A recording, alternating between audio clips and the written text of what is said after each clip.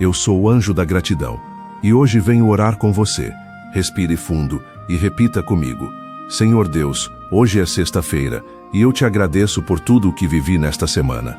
Obrigado pelos livramentos, pelas forças que o Senhor me deu, e por cada passo que eu consegui dar. Pai, eu entrego nas tuas mãos meus medos, minhas ansiedades, e tudo aquilo que eu não consigo controlar. Renova minhas forças, protege meus caminhos, e prepara meu coração para o fim de semana que chega.